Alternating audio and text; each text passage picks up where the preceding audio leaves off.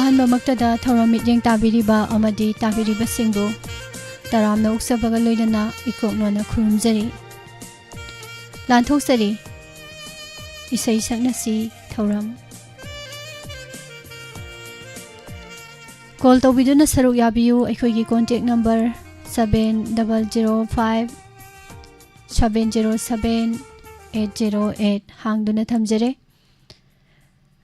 ꯉꯔꯥꯡ ꯀꯣꯜ ꯐꯪꯕꯤꯈꯤꯕ ꯀꯣꯂꯔꯁꯤꯡꯅ ꯉꯁꯤ ꯄꯣꯊꯥꯕꯤꯅꯅꯕ ꯅꯣꯜꯂꯨꯛꯆꯔꯤ ꯁꯔꯨꯛ ꯌꯥꯕꯤꯌꯨ 7005-707-808 ꯅꯝꯕꯔꯁꯤꯗ ꯀꯣꯜ ꯇꯧꯕꯤꯗꯨꯅ ꯉꯁꯤꯒꯤ ꯏꯁꯩ ꯁꯛꯅꯁꯤ ꯊꯧꯔꯝꯗ ꯉꯔꯥꯡ ꯀꯣꯜ ꯐꯪꯕꯤꯈꯤꯗꯕ ꯀꯣꯂꯔꯁꯤꯡꯅ ꯁꯔꯨꯛ ꯌꯥꯕꯤꯌꯨ ꯈꯣꯏꯗꯥꯕ ꯏꯁꯩ ꯑꯃꯃꯝꯇꯪ ꯉꯪꯊꯣꯛꯄꯤꯗꯨꯅ ꯊꯧꯔꯝ ꯂꯣꯏꯕ ꯐꯥꯎꯕꯗꯪ ꯁꯔꯨꯛ ꯌꯥꯃꯤꯟꯅꯁꯤ ꯊꯝꯖꯔꯤ ꯃꯌꯥꯝ ꯄꯨꯝꯅꯃꯛ ꯇꯔꯥꯝꯅ ꯑꯣꯛꯆꯔꯤ ꯆꯦꯃꯕꯦꯝ ꯀꯛꯆꯤꯡ ꯔꯣꯁꯋꯣ ꯀꯔꯤꯋꯣ ꯃꯌꯥꯝ ꯑꯃ ꯄꯨꯔꯒ ꯂꯥꯛꯄꯤꯔꯦ ꯇꯔꯥꯝꯅ ꯑꯣꯛꯆꯔꯤ ꯆꯦꯂꯥꯡꯂꯦꯟ ꯇꯣꯅꯁꯦꯝ ꯄꯥꯎꯖꯦꯟꯇ ꯀꯨꯃꯥꯔ ꯇꯔꯥꯝꯅ ꯑꯣꯛꯆꯔꯤ ꯋꯥꯏꯈꯣꯝ ꯅꯤꯅꯦ ꯊꯣꯏꯕꯤ ꯊꯥꯒꯠꯆꯔꯤ ꯍꯨꯏꯗ꯭ꯔꯣꯝ ꯖꯦꯅꯔꯦꯜ ꯇꯔꯥꯝꯅ ꯑꯣꯛꯆꯔꯤ ꯀꯥꯏꯈꯨꯝꯅꯕ ꯑꯣꯛꯆꯔꯤ ꯆꯦ ꯄ꯭ꯔꯃꯦꯁꯣꯔꯤ ꯋꯥꯌꯦꯡꯕꯝ ꯊꯥꯒꯠꯆꯔꯤ ꯃꯌꯥꯝ ꯄꯨꯝꯅꯃꯛ ꯉꯁꯤꯗꯤ ꯂꯥꯏꯚ ꯍꯧꯗ꯭ꯔꯤꯉꯩꯗ ꯃꯌꯥꯝꯁꯦ ꯌꯥꯝ ꯌꯥꯡꯅ ꯂꯥꯏꯚꯇ ꯂꯩꯕꯤꯔꯝꯃꯤ ꯌꯥꯝ ꯅꯨꯡꯉꯥꯏꯖꯩ ꯏꯆꯦ ꯑꯌꯤꯡꯕꯤ ꯌꯨꯝꯅꯥꯝ ꯇꯔꯥꯝꯅ ꯑꯣꯛꯆꯔꯤ ꯏꯆꯦꯕꯨꯁꯨ ꯂꯣꯡꯖꯝ ꯆꯅꯤꯡꯈꯣꯝꯕꯤ ꯒꯨꯗ ꯑꯥꯐꯇꯔꯅꯨꯟ ꯁꯨꯔ ꯃꯣꯏꯔꯥꯡꯆꯥ ꯑꯣꯀ꯭ꯔꯝ ꯍꯥꯏꯒꯗꯕ ꯃꯥꯜꯂꯤ ꯍꯥꯏ ꯀꯣꯜꯁꯦ ꯌꯥꯝ ꯂꯥꯛꯄꯤꯔꯝꯃꯤ ꯑꯗꯨꯕꯨ ꯍꯦꯛꯇ ꯇꯠꯈ꯭ꯔꯦ ꯇꯧꯔꯤꯁꯦ ꯋꯥꯔꯧꯕꯤꯔꯣꯏ ꯑꯣꯈꯠꯆꯔꯒ ꯊꯝꯖꯕꯅꯤ ꯑꯗꯣ ꯂꯥꯏꯟꯁꯦ ꯍꯦꯛꯇ ꯇꯠꯈꯤꯕ ꯏꯕꯨꯡ ꯕꯒꯤꯔꯠ ꯅꯤꯡꯊꯧꯖꯝ PS ꯁꯨꯃꯤꯂꯥ ꯇꯔꯥꯝꯅ ꯑꯣꯛꯆꯔꯤ ꯑꯍꯥꯟꯕ ꯀꯣꯜ ꯂꯧꯈꯠꯆꯒꯦ ꯍꯜꯂꯣ ꯍꯜꯂꯣ ꯍꯜꯂꯣ ꯇꯥꯕꯤꯕ꯭ꯔꯣ ꯍꯜꯂꯣ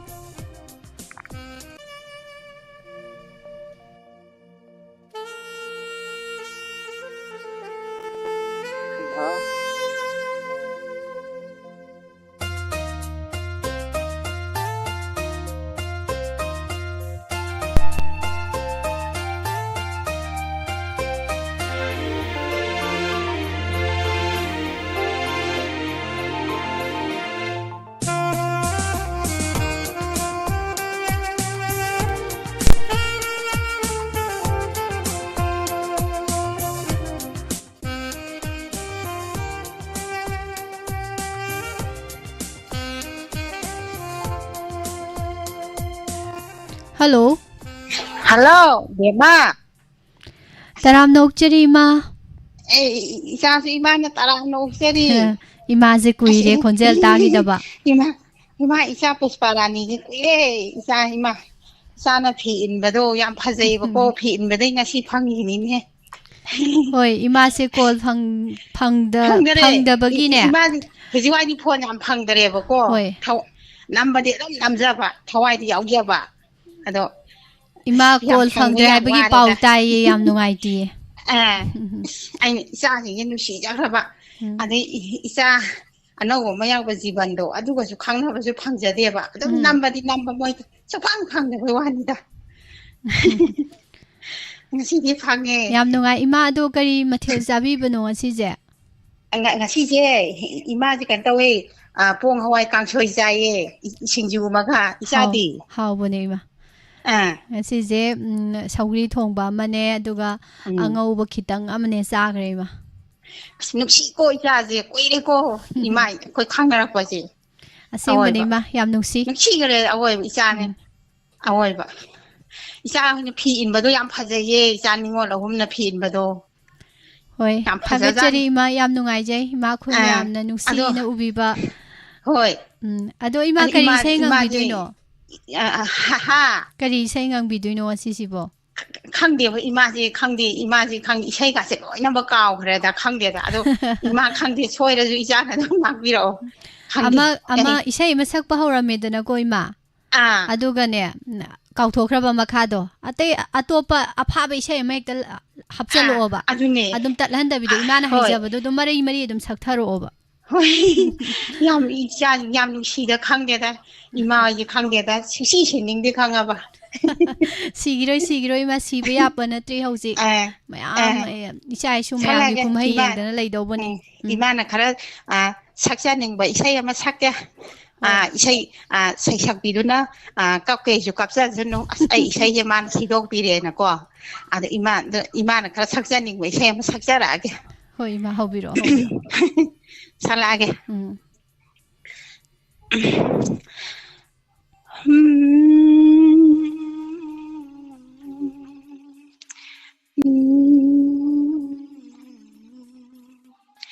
ꯅꯨꯡꯁꯤ ꯋꯥꯏꯊꯨꯡ ꯀꯨꯟꯗꯣꯂꯩ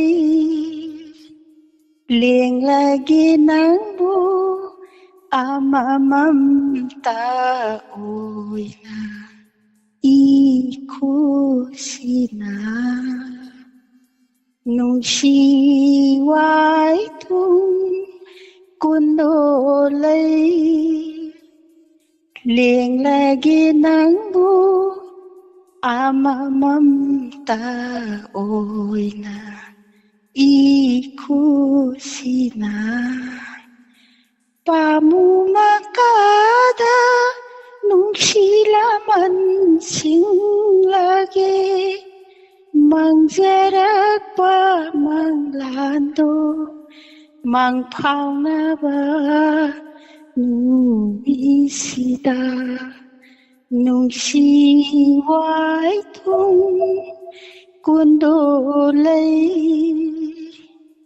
ipamlamdam nungsiba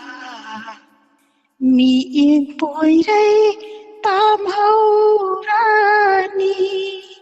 aigi nungsibi itamaya kapna kainarani milupirang ihaunana palimimana ukoktinangaduna aigi maikay yenghaurani nungsiway thung kundolay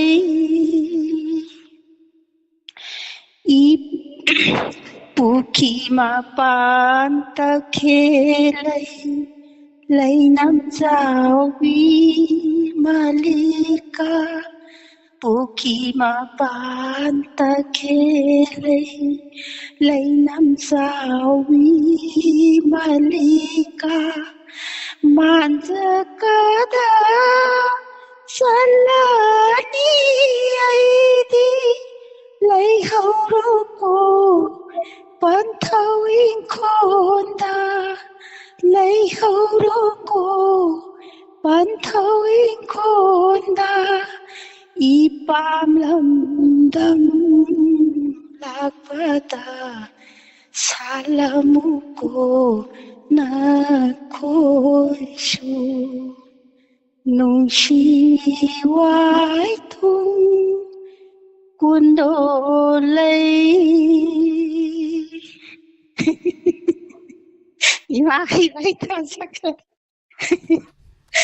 ꯏꯁꯩꯁꯦ ꯂꯣꯏꯔꯛꯄꯗ ꯏꯃꯥꯒꯤ ꯍꯧꯖꯤꯛꯀꯤ ꯃꯤꯅꯣꯛꯇꯣ ꯉꯥꯎꯔꯒ ꯐꯥꯟꯗꯒꯤ ꯑꯣꯟꯊꯒꯦ ꯇꯧꯋꯦ 이사는 시를 하긴 이사는 아줌마 하락거든 시그러자니 이마부디 자희제 좀 야마 뻔해도 허지기 쿠녹도디 자희 얌드리베이 쿠녹니고 야 누가 이마 진짜 거의 저런데 따박이네 이마 이제 미저리네 보고 아주난네 이마 이제 강대 알아 강대 양 빼닝이 양 깔랭이도 강대다 이마시니가 가리 비람내는 강대 짜증이 민웅시 비비리시디 이마나 지대기 헨바 그림보 레이테 이마 근데 이사 누시비바 시기 자 양농시다 강대다 자닝원 어홈즈 농시 자 원래 이자 휴진 니와이 가든 농시 폰이 수방 방저들에버고 미야마관이나 바닝바 야마관이나 아도 가슈 사우게다 다가짜리 이마 ꯀꯣꯜ ꯌꯥꯝ ꯀꯨꯏꯅ ꯐꯪꯗ꯭ꯔꯦ ꯍꯥꯏꯕ ꯄꯥꯎꯁꯦ ꯁꯨꯝ ꯇꯥꯜꯂꯛꯑꯀꯥꯟꯗ ꯉꯁꯤꯗꯤ ꯈꯪꯍꯧꯗꯅ ꯁꯠ ꯂꯥꯎꯅ ꯐꯥꯎꯖꯟꯕꯤꯔꯛꯇꯅ ꯏꯃꯥꯅ ꯅꯨꯡꯁꯤꯕ ꯏꯁꯩ ꯑꯃꯁꯨ ꯉꯪꯊꯣꯛꯄꯤꯔꯦ ꯍꯣꯏ ꯊꯥꯒꯠꯆꯔꯤ ꯏꯃꯥ ꯊꯥꯒꯠꯆꯔꯤ ꯅꯨꯡꯉꯥꯏꯅ ꯂꯩꯕꯤꯌꯨ ꯏꯁꯩ ꯁꯛꯇꯣꯛꯇꯅ ꯑꯋꯥꯕ ꯋꯥꯈꯜꯒ ꯑꯃꯠꯇ ꯈꯟꯕꯤꯗꯅ ꯇꯔꯥꯝꯅ ꯑꯣꯛꯆꯔꯤ ꯏꯅꯃ ꯔꯣꯃꯥꯁꯤꯅꯤ ꯑꯊꯣꯛꯄꯝ ꯅꯔꯁꯤꯃꯥ ꯂꯤꯛꯂꯥꯏ ꯇꯔꯥꯝꯅ ꯑꯣꯛꯆꯔꯤ ꯅꯦꯕꯤꯇꯤꯇꯥ ꯏꯃꯥ ꯏꯕꯦꯝꯃ ꯅꯤꯡꯊꯧꯈꯣꯡꯗꯒꯤ ꯃꯃꯥ ꯁꯅꯥꯇꯣꯝꯕꯤ ꯅꯥꯎꯔꯦꯝ ꯀꯛꯆꯤꯡꯗꯒꯤ ꯏꯃꯥ ꯑꯉꯧꯕꯤ ꯁꯒꯣꯜꯕꯟꯗꯒꯤ ꯇꯔꯥꯝꯅ ꯑꯣꯛꯆꯔꯤ ꯏꯃꯥ ꯃꯅꯤꯇꯣꯝꯕꯤ ꯑꯁꯦꯝ ꯊꯥꯒꯠꯆꯔꯤ ꯏꯃꯥꯕꯨꯁꯨ ꯃꯌꯥꯝ ꯄꯨꯝꯅꯃꯛ ꯇꯞꯅ ꯇꯞꯅ ꯉꯁꯤꯒꯤ ꯏꯁꯩ ꯁꯛꯅꯁꯤ ꯊꯧꯔꯝꯕꯨ ꯂꯥꯏꯚꯀꯤ ꯈꯨꯊꯥꯡꯗ ꯌꯦꯡꯕꯤꯔꯤꯕ ꯈꯨꯗꯤꯡꯃꯛ ꯍꯥꯏꯅꯤꯡꯉꯥꯏ ꯂꯩꯇꯅ ꯊꯥꯒꯠꯆꯔꯤ ꯗꯣꯔꯦꯟ ꯃꯣꯏꯔꯥꯡꯊꯦꯝ ꯊꯥꯒꯠꯆꯔꯤ ꯁꯨꯔ ꯃꯣꯏꯔꯥꯡ ꯆꯥꯎꯀ꯭ꯔꯝ ꯍꯥꯏꯁꯦ ꯑꯩ ꯈꯪꯂꯤꯕ꯭ꯔꯣ ꯍꯥꯏꯁꯦ ꯑꯩꯅ ꯁꯨꯝ ꯈꯟꯕꯗ ꯇꯥꯇꯣꯟ ꯑꯣꯏꯔꯖꯥꯠꯂ ꯈꯪꯗꯦ ꯑꯣꯏꯔꯗꯤ ꯑꯝꯇꯪ ꯍꯥꯏꯕꯤꯔꯛꯑꯣ ꯊꯥꯒꯠꯆꯔꯤ ꯃꯊꯪꯒꯤ ꯀꯣꯜ ꯑꯃꯃꯨꯛ ꯂꯧꯈꯠꯆꯒꯦ ꯍꯜꯂꯣ ꯍꯜꯂꯣ ꯃꯤꯁ ꯍꯜꯂꯣ ꯃꯤꯡ ꯂꯩꯐꯝ ꯍꯥꯏꯕꯤꯌꯨ ꯏꯁꯩ ꯑꯃꯇ ꯁꯛꯆꯒꯦ ꯃꯤꯁ ꯄ꯭ꯔꯦꯃꯤꯇꯥ ꯋꯥꯏꯈꯣꯝ ꯁꯥꯕꯜꯇꯣꯡꯕꯗꯒꯤ ꯀꯩ ꯃꯊꯦꯜ ꯆꯥꯕꯤꯒꯦ ꯅꯣꯛꯐꯦ ꯅꯣꯛꯐꯦ ꯇꯧꯔꯤꯁꯤꯕꯣ ꯃꯤꯁ ꯉꯁꯤꯗꯤ ꯍꯪꯒꯥꯝ ꯊꯣꯡꯕꯩ ꯆꯥꯔꯦ ꯅꯣꯛꯄꯗꯨꯗꯤ ꯃꯁꯥꯒꯤꯅꯦꯅ ꯍꯥꯞꯆꯤꯟꯕꯤꯔꯛꯑꯣ ꯃꯌꯥꯝꯁꯨ ꯈꯪꯍꯧꯅꯕ ꯍꯣꯏ ꯃꯁꯥꯒꯤꯅꯦ ꯃꯌꯥꯝ ꯑꯩꯈꯣꯏ ꯃꯔꯨꯞ ꯄ꯭ꯔꯦꯃꯤꯇꯥꯅ ꯀꯣꯜ ꯇꯧꯔꯛꯄꯁꯦ ꯑꯍꯥꯟꯕꯗ ꯉꯁꯤꯗꯤ ꯍꯜꯂꯣꯕꯨ ꯍꯥꯏꯔꯛꯏꯀꯣ ꯑꯩ ꯈꯪꯄ꯭ꯔꯦꯛ ꯈꯪꯉꯨꯔꯕꯅꯦ ꯑꯇꯣꯞꯄ ꯑꯣꯏꯔꯖꯥꯠꯅ ꯈꯜꯂꯨꯔꯕꯅꯦꯕ ꯑꯗꯣ ꯍꯜꯂꯣ ꯍꯥꯏꯔꯛꯇ꯭ꯔꯤꯉꯩꯗ ꯍꯥꯏꯕ ꯃꯤꯅꯣꯛꯁꯤꯅ ꯍꯥꯟꯅ ꯀꯣꯜꯁꯦ ꯗꯛ ꯂꯥꯎꯅ ꯎꯈꯠꯄꯒ ꯍꯦꯛ ꯍꯦꯛ ꯇꯧꯔꯛꯄꯅꯦꯕ ꯑꯗꯣ ꯉꯁꯤꯗꯤ ꯑꯩ ꯁ꯭ꯇꯥꯏꯜ ꯑꯃꯗ ꯀꯣꯜꯁ ꯇꯧꯕꯤꯔꯛꯑꯦ ꯉꯁꯤꯗꯤ ꯈꯪꯍꯜꯂꯔꯣꯏꯒꯦꯅ ꯌꯥꯝ ꯅꯨꯡꯉꯥꯏꯔꯦ ꯍꯧꯖꯤꯛ ꯃꯌꯥꯝ ꯃꯔꯨꯞ ꯄ꯭ꯔꯦꯃꯤꯇꯥꯗꯒꯤ ꯏꯁꯩ ꯅꯨꯡꯁꯤꯕ ꯑꯃ ꯇꯥꯃꯤꯟꯅꯁꯦ ꯏꯁꯩ ꯌꯥꯝ ꯍꯩꯕꯅꯤ ꯏꯁꯩ ꯇꯝꯍꯧꯗꯕꯒꯤ ꯐꯥꯎꯍꯧꯗꯕꯅꯤ ꯈꯣꯟꯖꯦꯜ ꯌꯥꯝ ꯐꯖꯕꯅꯤ ꯏꯁꯩ ꯅꯨꯡꯁꯤꯕꯁꯨ ꯉꯪꯕꯤꯔꯛꯄꯅꯤ ꯑꯗꯣ ꯃꯌꯥꯝ ꯇꯥꯃꯤꯟꯅꯔꯁꯤ ꯃꯤꯁꯅ ꯍꯥꯟꯅ ꯁꯨꯝ ꯍꯥꯏꯗꯣꯔꯦ ꯏꯀꯥꯏꯕ ꯑꯃ ꯌꯥꯎꯁꯜꯂꯦ ꯀꯩꯅꯣ ꯏꯁꯩ ꯁꯛꯄ ꯍꯧꯈ꯭ꯔꯀꯥꯟꯗ ꯑꯗꯨꯝ ꯀꯥꯎꯈ꯭ꯔꯅꯤꯗ ꯏꯀꯥꯏꯕꯗꯨꯕꯨꯗꯤ ꯍꯣꯏ ꯑꯗꯨꯕꯨꯗꯤ ꯀꯥꯎꯋꯦ ꯑꯗꯨꯝ ꯀꯨꯏꯔꯦ ꯏꯁꯩ ꯁꯛꯇꯕ ꯉꯁꯤ ꯁꯨꯝ ꯁꯛꯀꯦꯅ ꯐꯣꯟ ꯇꯧꯕꯗ ꯆꯠꯊꯣꯛꯈ꯭ꯔꯦ ꯍꯣꯏ ꯗꯥꯎ ꯌꯥꯕ ꯍꯥꯏꯕꯗꯨꯅꯤꯀꯣ ꯍꯣꯏ ꯗꯥꯎ ꯈꯔ ꯌꯥꯔꯦ ꯑꯗꯨ ꯗꯥꯎꯕꯨꯗꯤ ꯑꯗꯨꯝ ꯌꯥꯏꯗ ꯑꯩꯅ ꯁꯨꯝ ꯐꯣꯟꯁꯦ ꯇ꯭ꯔꯥꯏ ꯇꯧꯗ꯭ꯔꯦ ꯍꯟꯗꯛꯇꯤ ꯑꯗꯨꯗꯤ ꯗꯥꯎ ꯌꯥꯕ ꯅꯠꯇꯦ ꯀꯣꯜ ꯇꯧꯕ ꯍꯩꯕꯅꯤ ꯑꯅꯧꯕꯉꯩ ꯁꯨꯝ ꯐꯪꯉꯤ ꯐꯪꯗꯦ ꯇꯧꯕꯒꯤ ꯁꯨꯝ ꯀꯨꯏꯔꯦ ꯁꯨꯝ ꯈꯨꯗꯣꯡꯆꯥꯕ ꯄꯤꯕꯒꯤ ꯑꯣꯏꯅ ꯇꯧꯗꯕꯅꯤꯗ ꯌꯥꯝ ꯅꯨꯡꯉꯥꯏ ꯋꯥꯔꯤ ꯅꯨꯡꯉꯥꯏꯔꯤꯉꯩꯗ ꯌꯥꯝ ꯅꯨꯡꯁꯤꯕ ꯋꯥꯍꯩ ꯑꯃꯁꯨ ꯐꯪꯖꯗꯕ ꯃꯌꯥꯝꯒꯤ ꯈꯜꯂꯒ ꯀꯣꯜꯁꯦ ꯑꯣꯠꯆꯗꯕꯅꯤ ꯍꯥꯏꯕ ꯋꯥꯐꯝꯁꯤꯁꯨ ꯇꯥꯕ ꯌꯥꯝ ꯅꯨꯡꯉꯥꯏ ꯅꯨꯡꯁꯤ ꯍꯥꯏꯇꯥꯔꯦꯀꯣ ꯍꯣꯏ ꯑꯗꯒꯤ ꯃꯌꯥꯝꯅ ꯑꯃꯨꯛ ꯃꯔꯛ ꯃꯔꯛꯇ ꯍꯔꯥꯎꯖꯗꯣꯏꯅꯤ ꯇꯧꯗ꯭ꯔꯒꯁꯨ ꯑꯃꯨꯛ ꯀꯥꯎꯈ꯭ꯔꯅꯤꯅ ꯅꯤꯡꯁꯤꯡꯉꯛꯄ ꯍꯣꯏ ꯑꯗꯨ ꯁꯨꯝ ꯈꯟꯅꯕ ꯌꯥꯏ ꯑꯗꯨꯋꯥꯏ ꯃꯇꯥꯡꯗꯁꯨ ꯍꯣꯏ ꯊꯥꯒꯠꯆꯔꯤ ꯑꯗꯨꯗꯤ ꯏꯁꯩꯁꯦ ꯍꯧꯕꯤꯔꯛꯑꯣꯀꯣ ꯍꯣꯏ ꯃꯤꯁ ꯅꯨꯡꯁꯤꯕꯤꯅ ꯏꯁꯩ ꯑꯃꯁꯨ ꯃꯇꯧ ꯇꯝꯖꯔꯛꯀꯦ ꯅꯨꯡꯁꯤꯕ ꯅꯪꯒꯤ ꯅꯨꯡꯁꯤ ꯁꯛꯇꯝꯁꯦ ꯄꯥꯝꯃꯨꯅ ꯊꯝꯖꯒꯦ ꯅꯨꯡꯁꯤꯅ ꯂꯥꯠꯆꯒꯦ ꯄꯥꯝꯃꯨꯅ ꯊꯝꯖꯒꯦ ꯅꯨꯡꯁꯤꯅ ꯂꯥꯠꯆꯒꯦ ꯊꯃꯣꯏꯗ ꯂꯥꯠꯆꯒꯦ ꯑꯩꯇꯒꯤ ꯑꯣꯏꯖꯒꯦ ꯊꯃꯣꯏꯗ ꯂꯥꯠꯆꯒꯦ ꯑꯩꯇꯒꯤ ꯑꯣꯏꯖꯒꯦ ꯑꯩꯇꯒꯤ ꯑꯣꯏꯖꯒꯦ ꯅꯨꯡꯁꯤꯕ ꯅꯪꯒꯤ ꯅꯨꯡꯁꯤ ꯁꯛꯇꯝꯁꯦ ꯄꯥꯝꯃꯨꯅ ꯊꯝꯖꯒꯦ ꯅꯨꯡꯁꯤꯅ ꯂꯥꯠꯆꯒꯦ ꯅꯪꯗꯤ ꯑꯩꯒꯤ ꯊꯋꯥꯏꯒꯤ ꯊꯋꯥꯏꯅꯤ ꯄꯨꯟꯁꯤꯒꯤ ꯄꯨꯟꯁꯤꯅꯤ ꯅꯪꯗꯤ ꯑꯩꯒꯤꯅꯤ ꯅꯪꯗꯤ ꯑꯩꯒꯤ ꯊꯋꯥꯏꯒꯤ ꯊꯋꯥꯏꯅꯤ ꯄꯨꯟꯁꯤꯒꯤ ꯄꯨꯟꯁꯤꯅꯤ ꯅꯪꯗꯤ ꯑꯩꯒꯤꯅꯤ ꯆꯠꯈꯤꯅꯨ ꯂꯥꯞꯅ ꯏꯐꯝꯗꯒꯤ ꯆꯠꯈꯤꯅꯨ ꯂꯥꯞꯅ ꯏꯐꯝꯗꯒꯤ ꯀꯥꯏꯍꯜꯂꯝꯂꯒ ꯊꯃꯣꯏꯕꯨ ꯃꯆꯦꯠ ꯇꯥꯅ ꯅꯨꯡꯁꯤꯕ ꯅꯪꯒꯤ ꯅꯨꯡꯁꯤ ꯁꯛꯇꯝꯁꯦ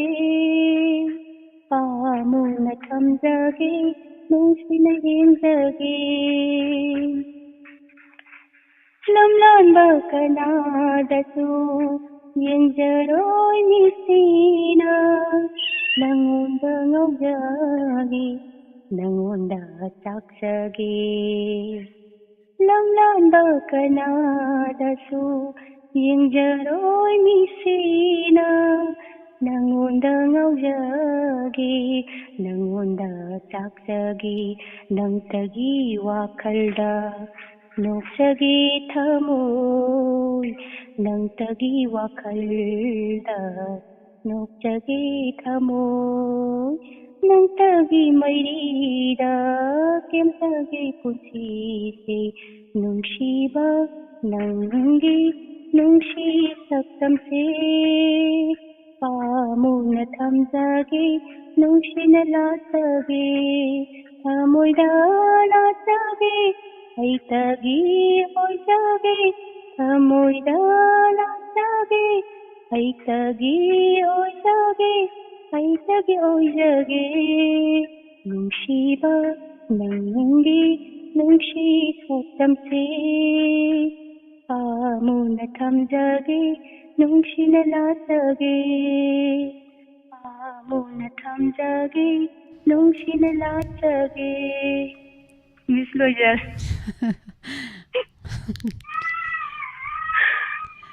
isai fazaba ma ai kamai haidinu khangdre toise mayam hairakpasu ina dum hairage ko haibam khangaro haibam khangdre अखोई निने थोइबी वाइखोम थमोइ सु काइबिरी अंदे इसै सिदा रोज सु थाबिरे लाइक सु तोबिरे सोरो खाइबम किरण बला याम नुंगाइजे इसै याम नुंगाइ तागी देगी लोंगजम चनिंग खोंबी कई कौदुइनो खंगदर मिंग अदुम कौ लैरे अदो इचे कौ बन डीपी से हाइफेट उबदनी इचे कौ सिराना दि खल्ली अदो मरोल अमतंग हाइबिरो तामो कौरो हाइब्रा इचे कौरो हाइब्रा दुमा इचे रंजिता कैसाम इमाई पेमा रोज साम पिरखरे थंबम लैररोय बोरादसो चल्लरोय नरसिमा थागचरी अनिने हेलेन अस वा वा वा वा खुबा याम खुबिरे इमा सना तोंबिना खुबा खुरमबदे हेंदोरक्तना गाउदना ताराब्रा कैनोम तौरे उदबै वानी थागचरी ना बाब लई थागलेते अइना थागत पनतेको आइदी थागतजद्रबने आइदी तुमिन लैजरबने कैम हाइजद्रबने हाइजिन बतारनेना दो मयाम कोई इमुंग मीने थागले अदु सुम लैरेको इचे सुप्रिया गासे पाबब संगजलागा खुबाक पुखुबो दुम तौ लैरमे याम नुआइरे मरु फजबा इसै मा पुंगनिंग बोनथोंग नुसिग्रे सिमतंगदे हाइहोगे होय होय होय मिस मथांगी कॉलर खुदोंग जा पिजरगे होय मथांगी कॉलर दगी इसै मु तामिनसी सनातोंबी सनासम तराम नोकचरी लाइव तलंगसिन बिरकपै बोंबिमोन तखेलंबम थागचरी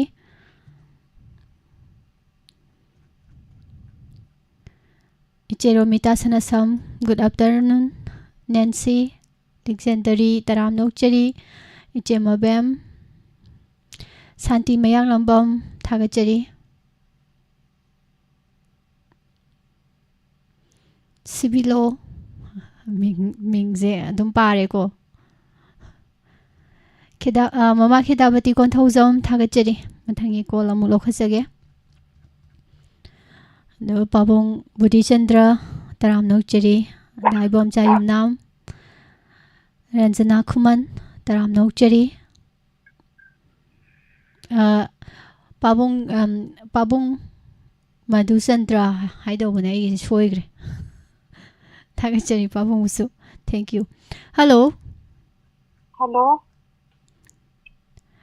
गुड आफ्टरनून मिस नियंतजी अबे करी सेंगंग बिदुइनो सही हाइते दो मतन सोगी प्रोग्राम से am यावलिंग दे सम ट्राई तौरपनिदा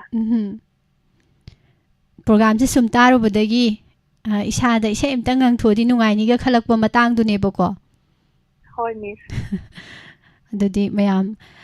ꯔꯦꯗꯤꯑꯣ ꯇꯥꯕꯤꯔꯤꯕ ꯂꯥꯏꯚ ꯌꯦꯡꯕꯤꯔꯤꯕ ꯇꯤꯚꯤ ꯌꯦꯡꯕꯤꯔꯤꯕ ꯃꯌꯥꯝꯒ ꯅꯨꯡꯉꯥꯏꯅ ꯇꯥꯃꯤꯟꯅꯔꯒꯦ ꯏꯁꯩꯗꯣ ꯍꯧꯕꯤꯔꯛꯑꯣ ꯍꯣꯏ ꯃꯤꯁ ꯍꯧꯔꯛꯑꯒꯦ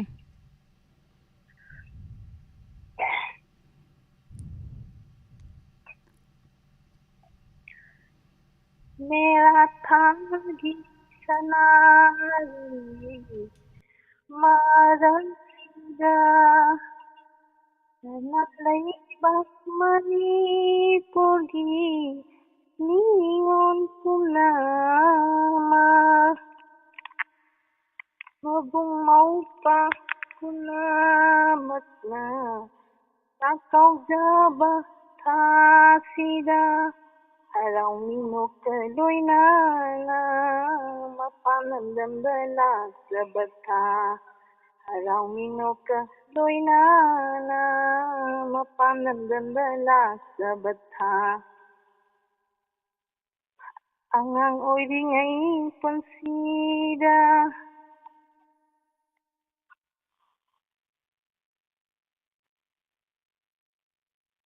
angang oiringai matamna pagden panthau sangaida angang oiringai matamda pagden panthau sangaida nokna khina sahaja mudo kaya bunik sinduna nokna khina sahaja mudo kaya bunik Halaminotam Jabatha Niratha Narayi Madasida Ibung Ifa Kumramata Ningoloi Bi Aikoina Ibung Ifa Kumramata Ningoloi Bi Aikoina Yai phamang pijari momon minok kalokana rau minok tam jabatha mera thag narayi marasida ujarani wow tha sigi isai मेरा था लाख खुदिंग इसाई से सुमले हो रहा दो इसे नहीं को Oi miss haida khadum jari ba ituni da yam फजना ngang thok pi rei ta ba dum nungai mayam na ngak padagi dum ta de haijari ba ai nei shot bra na khaki ni soloi son ba su lai roi wat ba su lai roi hen ba su lai roi chap manani thank you miss yam nungai jare isai phajaba ma khudol tambiramba mathangi collar da mu khulong saba pijage mayam pomna magna collar singi sai tabiraga thagat piba yam nungai jai atop atopa makha tarakpa collar singi su adum thagat piu premita laima maibam taramna ukchari imarani bela laksang them thagat chari che supriya khangembam nauna lengsin birak liba maru premita waikhom diamond tv taramna ukchari thagachari mathangi collar kanano yengminasi hello good evening khonjel se tagi badi male taramani bo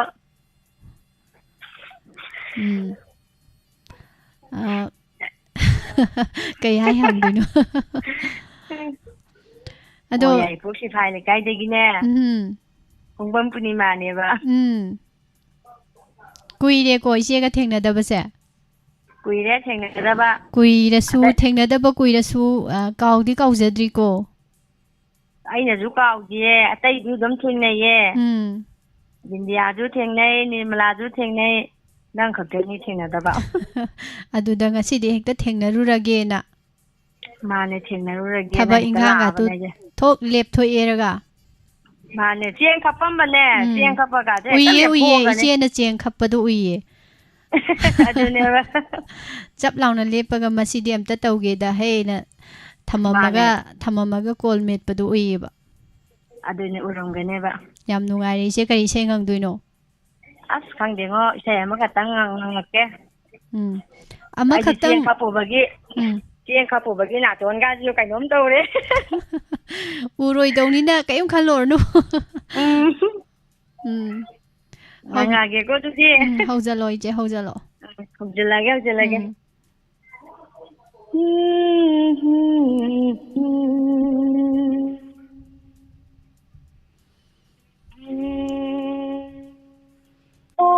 ꯉꯝꯗ꯭ꯔꯕ ꯇꯥꯏꯕꯪ ꯃꯄꯣꯛꯇ ꯑꯃꯝꯕꯅ ꯑꯩꯒꯤ ꯃꯔꯨꯞꯅꯤ ꯑꯃꯝꯕꯅ ꯑꯩꯒꯤ ꯃꯔꯨꯞꯅꯤ ꯑꯉꯥꯟꯕ ꯁꯔꯨꯛ ꯐꯪꯗ꯭ꯔꯕ ꯃꯤ ꯃꯥꯟꯅꯕ ꯉꯝꯗ꯭ꯔꯕ ꯑꯉꯥꯟꯕ ꯁꯔꯨꯛ ꯐꯪꯗ꯭ꯔꯕ ꯃꯤ ꯃꯥꯟꯅꯕ ꯉꯝꯗ꯭ꯔꯕ ꯑꯩꯒꯤ ꯄꯨꯟꯁꯤꯅꯤ ꯍꯤꯡꯕꯒꯤ ꯃꯃꯜ ꯌꯥꯎꯗ꯭ꯔꯕ ꯍꯤꯡꯕꯒꯤ ꯃꯃꯜ ꯌꯥꯎꯗ꯭ꯔꯕ ꯄꯣꯛꯄꯒꯤ ꯃꯍꯩ ꯐꯪꯗ꯭ꯔꯕꯅꯤ ꯄꯣꯛꯄꯒꯤ ꯃꯍꯩ ꯐꯪꯗ꯭ꯔꯕꯅꯤ ꯊꯃꯣꯏꯒꯤ ꯂꯩꯌꯣꯟ ꯈꯨꯗꯤꯡꯅ ꯉꯥꯏꯖꯔꯨꯏ ꯇꯥꯏꯕꯪꯒꯤ ꯃꯤꯅꯨꯡꯁꯤ ꯊꯃꯣꯏꯒꯤ ꯂꯩꯌꯣꯟ khudina aijarui taibangi minungsi pokhalaga miyoi kokta karigi ai haku amambata oi halli laklaroi aigi punima ashira nangi tusem haibado nushi haiteda honong damba ubashu famjadaba imisina karigi sansabano milugi pirang basantagi mapangdi puraklani basantagi mapangdi puraklani yining thagi yiningdi pullaro aingonda pamjadare anauba mapo pokhalbiranu amu ko amdraba taibang mapuksida amambana aigi marupni amambana aigi marupni angan basharu undraba mimana bangamdraba aigi punsini mislo shallage ꯄꯦꯜꯂꯕ꯭ꯔꯣ ꯏꯆꯦ ꯂꯣꯏꯔꯒꯦ ꯂꯣꯏꯁꯜꯂꯣ ꯌꯥꯝ ꯋꯥꯍꯟꯕ ꯌꯥꯗꯦ ꯃꯊꯪꯒꯤ ꯈꯔ ꯈꯥꯛꯑꯁꯤ ꯑꯗꯨꯅ ꯏꯁꯩꯁꯦ ꯀꯗꯥꯏꯋꯥꯏꯗꯩ ꯂꯧꯔꯨꯔꯤꯅꯣ ꯏꯆꯦ ꯏꯁꯩꯁꯦ ꯀꯗꯥꯏꯋꯥꯏꯗꯩ ꯂꯧꯔꯨꯏꯅꯣꯕ ꯑꯁ ꯅꯍꯥꯟꯋꯥꯏ ꯑꯉꯥꯡ ꯑꯣꯏꯔꯤꯉꯩꯗ ꯐꯤꯂꯝꯁꯦ ꯌꯦꯡꯈ꯭ꯔꯦꯀꯣ ꯑꯗꯩ ꯁꯨꯝ ꯐꯖꯈꯤꯕꯅꯦ ꯈꯜꯂꯒ ꯑꯩꯅ ꯑꯗꯨꯝ ꯉꯪꯉꯒ ꯑꯗꯨꯝ ꯂꯩꯁꯤꯅꯤꯗ ꯉꯁꯥꯏꯒꯤ ꯏꯁꯩꯁꯦ ꯏꯆꯦꯅꯒ ꯑꯦꯛ ꯇꯧꯔꯒ ꯁꯛꯂꯛꯄꯣꯏ ꯈꯜꯂꯨꯕ ꯍꯥꯏꯇꯥꯔꯦ ꯈꯣꯟꯖꯦꯜꯗꯨ ꯄꯨꯔꯥ ꯑꯉꯥꯡ ꯑꯣꯟꯊꯣꯛꯈ꯭ꯔꯦ ꯍꯥꯏꯕ ꯏꯁꯩꯁꯦ ꯉꯪꯉꯛꯄ ꯀꯥꯟꯗ ꯑꯁꯦꯡꯕꯒꯤꯔꯣ ꯍꯥꯏꯁꯦ ꯑꯩꯗꯤ ꯑꯁꯦꯡꯕꯇ ꯉꯥꯡꯉꯦ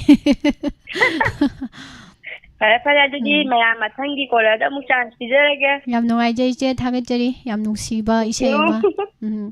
ꯉꯥꯡꯕꯤꯔꯛꯄ ꯃꯌꯥꯝꯗ ꯇꯥꯍꯟꯕꯤꯕ ꯊꯦꯡꯛ ꯌꯨ ꯊꯥꯒꯠꯆꯔꯤ ꯏꯆꯦ ꯖꯌꯥ ꯀꯣꯟꯊꯧꯖꯝ ꯏꯕꯨꯡ AKE ꯃꯩ ꯅꯨꯃꯤꯗꯥꯡ ꯋꯥꯏꯔꯝꯒꯤ ꯄꯣꯝꯕꯤ ꯆꯦꯛꯂꯥꯅ ꯃꯍꯨꯝ ꯆꯪꯂꯝꯗꯥꯏ ꯅꯨꯡꯁꯤꯅ ꯈꯣꯡꯂꯤꯕ ꯈꯣꯟꯖꯦꯜꯗꯒꯤ ꯇꯥꯗ꯭ꯔꯕ ꯗꯥꯏꯃꯟ ꯇꯤꯚꯤꯒꯤ ꯏꯁꯩ ꯁꯛꯅꯁꯤ ꯇꯥꯔꯒ ꯅꯨꯃꯤꯠ ꯐꯥꯎ ꯃꯀꯣꯜ ꯆꯪꯍꯟꯅꯤꯡꯗ꯭ꯔꯦ ꯁ꯭ꯋꯥꯏ ꯃꯇꯥꯡꯁꯦ ꯀꯔꯤ ꯈꯨꯝꯅꯤ ꯀꯩꯅꯣꯝꯗꯤ ꯍꯥꯏꯅꯤꯡꯉꯤ ꯑꯗꯨꯕꯨ ꯍꯥꯏꯕꯗꯤ ꯍꯩꯇ꯭ꯔꯦ ꯊꯥꯒꯠꯆꯔꯤ ꯏꯕꯨꯡ ꯍꯟꯅ ꯏꯕꯨꯡꯅ ꯌꯥꯝ ꯆꯥꯎꯅ ꯋꯥꯍꯣꯡ ꯔꯦꯗꯤꯑꯣꯒꯤ ꯗꯥꯏꯃꯟ ꯇꯤꯚꯤꯒꯤ ꯁꯞꯄꯣꯔꯠ ꯇꯧꯕꯤꯕꯅꯦꯅ ꯊꯃꯣꯏꯅꯨꯡꯗ ꯊꯝꯖꯔꯒꯦ ꯊꯥꯒꯠꯆꯔꯤ ꯏꯕꯨꯡ ꯀꯨꯃꯥꯔꯖꯤꯠ ꯈꯨꯃꯟ ꯂꯥꯏꯁ꯭ꯔꯝ ꯇꯔꯥꯝꯅꯧ ꯀꯦꯜꯕꯤꯟ ꯂꯥꯏꯁ꯭ꯔꯝ ꯏꯆꯦ ꯔꯥꯙꯥꯃꯅꯤ ꯆꯨꯡꯈꯥꯝ ꯇꯔꯥꯝꯅꯧ ꯔꯦꯗꯃꯤ ꯅꯣꯠ 7 ꯃꯃꯤꯡꯂꯣ ꯇꯧꯏꯁꯤꯕꯣ 이보 पासु पाथोरे थागचरी तरामनोचरी इचे इबेमु नोंथोंबम कोलर इसे याम नुंसी ना कमेंट तौबिरमी याम नुंगाइजै खगा थागत पिसिको मयाम इसे सकलाइबा मयामसे मयामसिना सरुक याबिरक्तना थौरमसे मपुंग फाना पांथोकसबा ngamjariनी याम नुंगाइ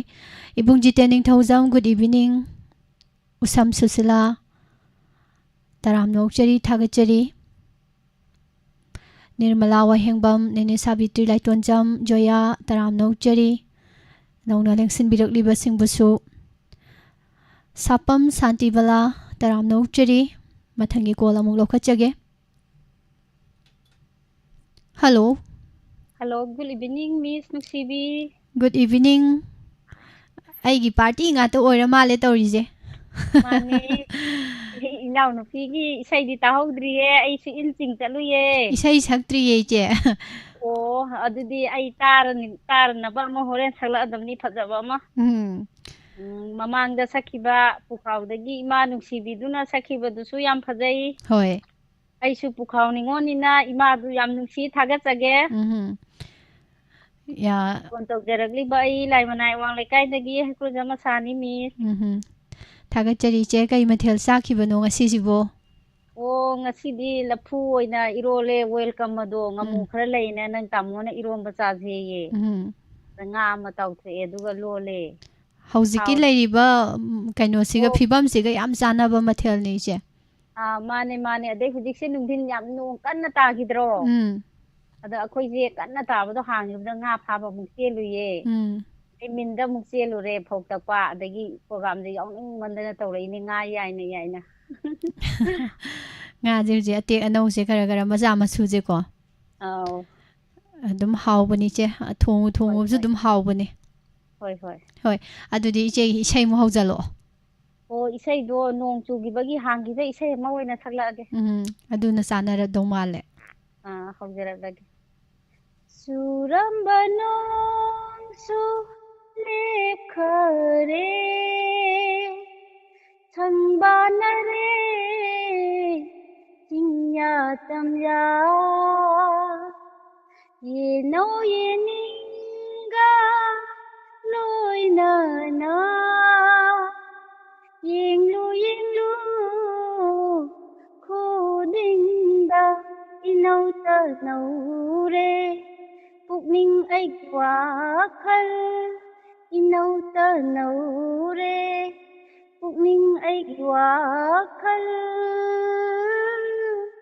ꯅꯤꯉꯣꯟ ꯊꯃꯣꯏ ꯏꯔꯥꯡ ꯂꯥꯡꯂꯦ ꯅꯤꯉꯣꯟ ꯊꯃꯣꯏ irang langle churamba nongsu lepkhare sangbanare tingya tamya numina tamlaga ngasidi ifada fajare yenglu khuding numina tamlaga ngasidi ifada fajare yenglu khuding aigi thamoy nungole hainam gainam umbana irang langle pugning se inau tanaure pugning aigi wakhal inau tanaure pugning aigi wakhal ningon thamoy irang langle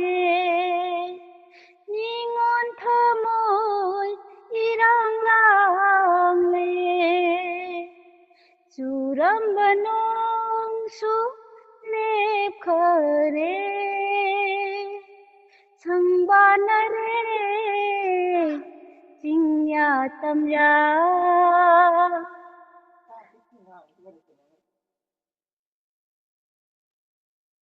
ꯆꯨꯝꯊꯥꯡꯒꯤ ꯃꯆꯨꯅ ꯅꯤꯡꯈꯤꯕꯅꯦ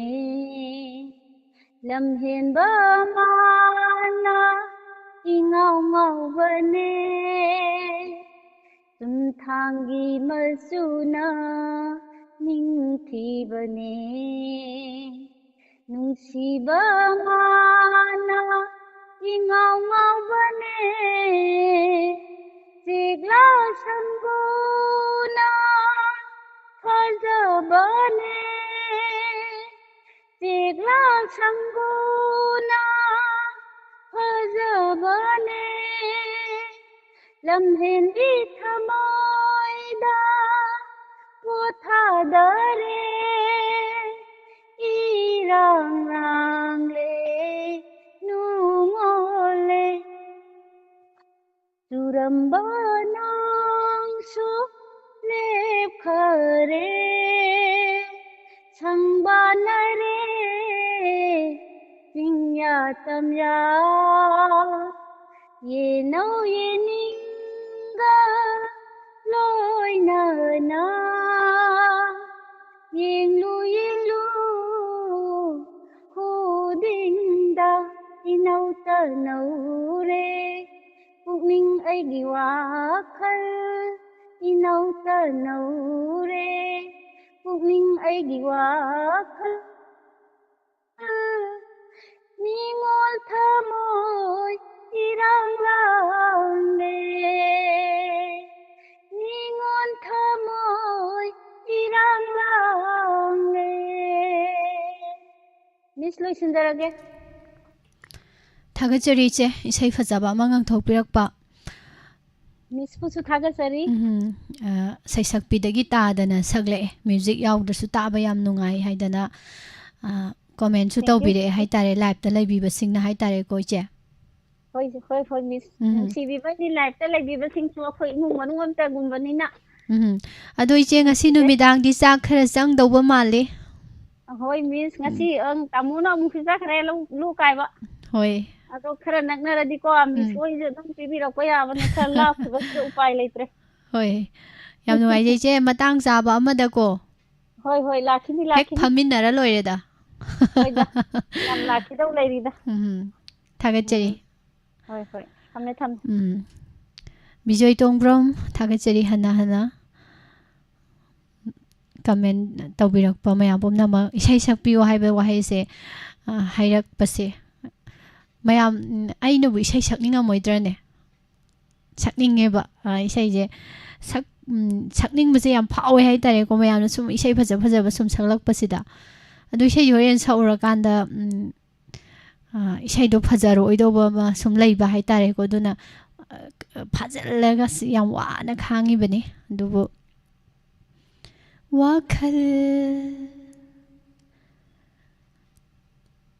ꯋꯥꯈꯜ ꯍꯥꯏꯔ ꯂꯦꯞꯈ꯭ꯔꯦ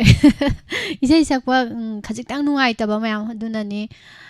ꯌꯥꯝ ꯁꯛꯅꯤꯡꯉꯦ ꯍꯥꯏꯇꯥꯔꯦꯀꯣ ꯃꯌꯥꯝꯅꯁꯨ ꯍꯦꯟꯅ ꯈꯪꯕꯤꯔꯝꯒꯅꯤ ꯑꯗꯨꯝ ꯁꯛꯆꯔꯤꯗꯨꯅꯤ ꯉꯍꯥꯟ ꯃꯈꯩ ꯑꯗꯣ ꯏꯁꯩ ꯁꯛꯄꯁꯦ ꯍꯧꯖꯤꯛꯁꯦ ꯈꯔ ꯐꯔꯛ ꯇꯥꯔꯤ ꯑꯗꯨꯅ ꯏꯁꯩ ꯁꯛꯄꯁꯦ ꯉꯝꯗ꯭ꯔꯁꯨ ꯉꯝꯗꯅ ꯁꯛꯀꯦꯅ ꯈꯜꯂꯒꯗꯤ ꯍꯧꯖꯤꯛ ꯐꯥꯎꯁꯦ ꯊꯧꯔꯝꯁꯦ ꯂꯣꯏꯗ꯭ꯔꯤꯐꯥꯎꯗꯤ ꯑꯗꯨꯝ ꯈꯜꯂꯒ ꯂꯩꯔꯤꯕꯀꯣ ꯑꯗꯣ ꯃꯌꯥꯝ ꯋꯥꯔꯧꯕꯤꯔꯣꯏ ꯁꯨꯝ ꯉꯥꯏꯃꯤꯟꯅꯁꯤ ꯉꯥꯏꯍꯥꯛꯇꯪ ꯊꯥꯒꯠꯆꯔꯤ ꯀꯩꯀꯩꯅꯣ ꯃꯌꯥꯝ ꯍꯪꯕꯤꯔꯛꯈꯤꯕꯅꯦ ꯁꯨꯝ ꯑꯇꯩ ꯑꯇꯩꯁꯨ ꯑꯗꯣ ꯈꯨꯝꯖꯕꯁꯨ ꯃꯇꯝ ꯆꯥꯅꯁꯨ ꯉꯝꯍꯧꯗ꯭ꯔꯦ ꯊꯥꯒꯠꯆꯔꯤ ꯃꯃꯥ ꯁꯔꯨꯡꯕꯝ ꯑꯍꯟꯕꯤ ꯂꯩꯃ ꯇꯔꯥꯝꯅ ꯑꯣꯛꯆꯔꯤ ꯂꯤꯛꯂꯥꯏ ꯏꯃꯥ ꯏꯕꯦꯌꯥꯏꯃ ꯒꯨꯔꯨꯃꯌꯨꯝ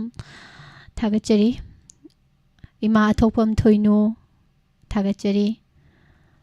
ꯀꯣꯂꯔꯁꯤꯡꯒꯤ ꯏꯁꯩ ꯅꯨꯡꯉꯥꯏꯅ ꯇꯥꯃꯤꯟꯅꯁꯤ ꯃꯊꯪꯒꯤ ꯀꯣꯜ ꯂꯧꯈꯠꯆꯒꯦ ꯍꯜꯂꯣ ꯒꯨꯗ ꯏꯚꯤꯅꯤꯡ ꯀꯣꯜ ꯇꯧꯕꯤꯔꯛꯂꯤꯕ ꯃꯤꯡ ꯂꯩꯐꯝ ꯍꯥꯏꯕꯤꯌꯨ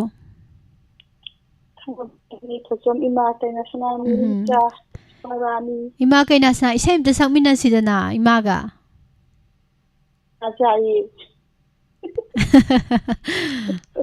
ꯀꯔꯤ ꯏꯁꯩ ꯁꯛꯁꯤꯒꯦ ꯏꯃꯥ ꯃꯌꯥꯝꯁꯦ ꯏꯁꯩ ꯁꯛꯄꯤꯔꯣꯅ ꯍꯥꯏ ꯂꯩꯔꯦ ꯉꯁꯥꯏꯗꯒꯤ ꯏꯃꯥꯒ ꯁꯛꯃꯤꯟꯅꯕꯗꯤ ꯃ꯭ꯌꯨꯖꯤꯛ ꯌꯥꯎꯔꯔꯣꯏꯗꯅ ꯑꯗꯨꯅ ꯏꯃꯥꯒ ꯃ꯭ꯌꯨꯖꯤꯛ ꯌꯥꯎꯕꯤ ꯃ꯭ꯌꯨꯖꯤꯛ ꯍꯧꯔꯣ ꯀꯠꯂꯒꯦ ꯇꯔꯄꯜ ꯍꯥꯏꯕꯗꯣ ꯀꯠꯂꯒꯦ ꯇꯔꯄꯜ ꯁꯛꯇꯣꯏꯔꯣ ꯏꯃꯥꯁꯦ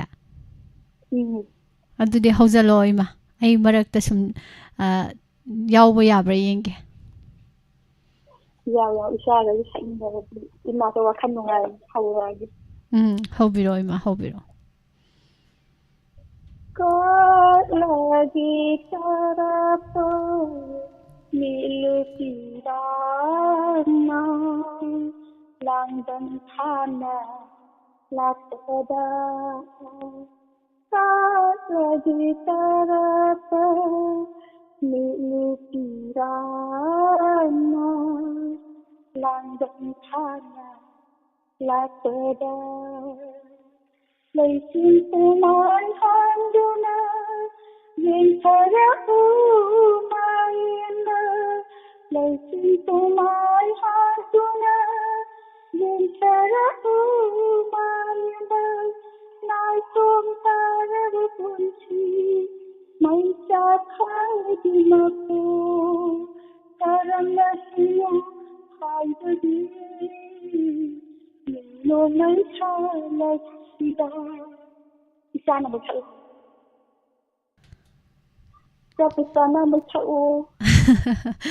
Isay may kaawray ba? Kadaba sarami. Taye ma isay may sungim ni ka nakauthokidada. Haipet mayak mathangi mayak to imana matemta haibiro. Uduna talay Nangi simpagi mai Uduna talay Nangi simpagi mai Lagi tarapa milukidana Lamban thama latada Namato lay Namata chukhalu Achuna hayatani Atlagi tarapa Nilutirana Langan thana latada Langan thana latada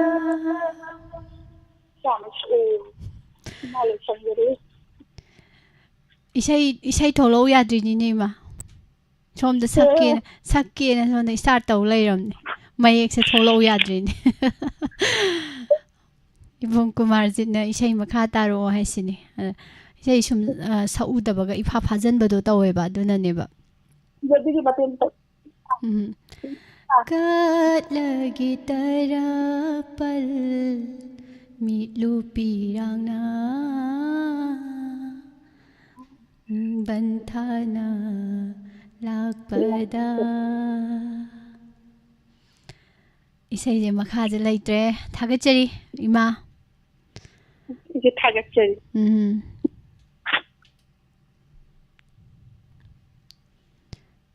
Lokeswar Yumkhaibam Taram Nokchari good evening Isay yam nusi habire Ranjanana Phajaba isay ni Sagol Sam Romeo Taram Nokchari Nauna Lengsin Birakpa Hana Thagachari Mathangi Kolama Mulokachage Hello Hello Good evening Yes, talk tagi camera nani Iche kano lau sing na kamay tore nga chaka husgan je khara dum phana bro khara dum phana ye adu din jang hauram gani yam nungai iche kari sei ngang biduino mi ina ma pahela ke hoi pahen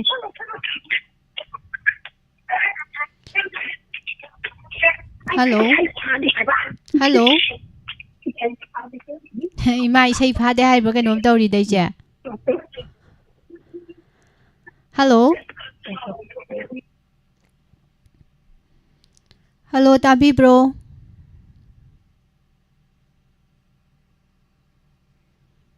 가롬 chen करके 이마게 시에가지보. 콜지보 얌 땅나 팡버니. 할로. 할락브리 yengkiye. Akbar lakpada ngasai nungshiriba thawai manga puduna lakibane pahodre hoje wari wa minai nungai minai na haire wari wa minai nungai minai ashukuina tinarakpananga ichege ima se dum satkhre 이제 그노도 이마지 찐바 말레 호지기도 찐기바 말레바 도 이제나 따나기바 말레 아도 아무 파라 뿌라가 한다 목 떠자라니 마탕이 꼴로이 럭커저게 hello good evening 밍 레이펌 하이비오 콜 또비레 이세 간하오 비라바노 이마 덕종 이마네 덕종기 이마 덕종기 이마 자미니 이마 kay mathil saba ngasidi saugri amaga kangaw amaga chara adum lokhatpa yaba matheni ko ima duso ima gi seita se dudi hobiro ai mayamna phaja sae adu aina thibam salake ima di haitamina mina nongna no kai isai bo athiba ju leibra ai ji boima ichana ju nongna ganu ai di khang de ko ai di nokla ka doine ai di adum khan nokan banina adum nokla do buni na te da nok pudi o da nokla ganu ai ba thiyena khang de mana bu soira ba adum nokla do ni hobiro ima hai haurage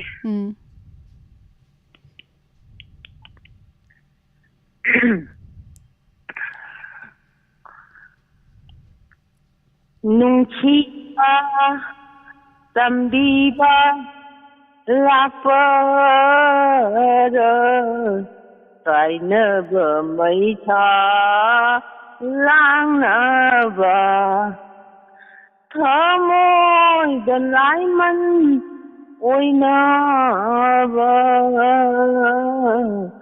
laluba muti oiradara nungchiba tambiba lapara kainaba maitha langnaba thamoi dalaiman oinaba laluba muti oiradara nungchiba tambiba lapara kainaba maitha langnaba thamoi dalaiman oinaba laluba muti oiradara ahing nungtin ani magda tumba chaba khangdari nangta nadi khanglam gani warab aigi se kanan nagi hingliba nungchiba tambiba lapara ai ne sai sabuja sonda tum hanjalla pajida ai sakpan ngamda tainine yarage tuage ge ai musake ai di nok ta bangamdre ma ati sonda tum halla pajida sai je mai se sakpan ngamdre ai ba nangna mutta khandidra mina oh sai mutta thama ma ju phadawni ne ꯑꯗꯨꯅ ꯑꯩꯁꯦ ꯁꯨꯝ ꯍꯟꯖꯤꯜꯂ ꯂꯥꯛꯑꯕꯅꯤꯅ ꯁꯛꯄꯁꯦ ꯉꯝꯗ꯭ꯔꯕ ꯑꯁ ꯑꯗꯨꯝ ꯐꯖꯅ ꯁꯛꯂꯛꯏꯗ ꯏꯃꯥ ꯑꯩꯗꯤ ꯁꯤ ꯏꯃꯥꯅ ꯁꯛꯏꯕ ꯏꯁꯩ ꯈꯨꯁꯛꯁꯦ ꯈꯨꯐꯖꯁꯦ ꯑꯃꯨꯛꯇꯕꯨ ꯇꯥꯖꯗ꯭ꯔꯤ ꯏꯃꯥꯅ ꯄꯣꯛꯄꯗꯩ ꯌꯥꯝ ꯇꯥꯕ ꯅꯨꯡꯉꯥꯏꯌꯦ ꯅꯍꯥꯟ ꯑꯌꯨꯛꯅ ꯀꯩꯅꯣ ꯇꯥꯕꯤꯅꯤꯡꯕꯗ ꯈꯟꯈꯤꯕꯗꯣ ꯑꯗꯩ ꯁꯛꯂꯛꯏꯅꯦꯕ ꯑꯗꯅꯦ ꯁꯨꯝ